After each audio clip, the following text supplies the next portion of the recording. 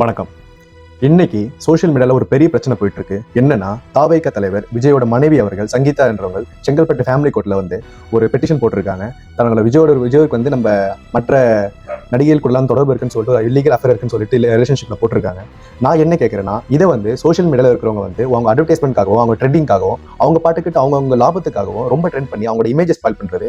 அவங்க எவ்வளவு பெரிய ஆக்டர்ஸ் யாரா இருந்தாலும் சரி, அப்பார்ட் ஃப்ரம் தட் அவங்களுக்குன்னு ஒரு பிரைவசி லைஃப் இருக்கு. ஆனா அந்த பிரைவசி லைஃப் தவிர்த்துட்டு நீங்க என்ன பண்றீங்கன்னா, அவங்க லைஃப்ல போயிட்டு என்ன பண்ணலாம், எப்படி அவங்க டவுன் பண்ணலாம்னு சொல்லிட்டு என்னென்னலாம் பண்ணி நீங்க வந்து அவங்களை வந்து ரொம்ப கீழ்த்தனமான ஒரு செயலுக்கு கொண்டு வரீங்க.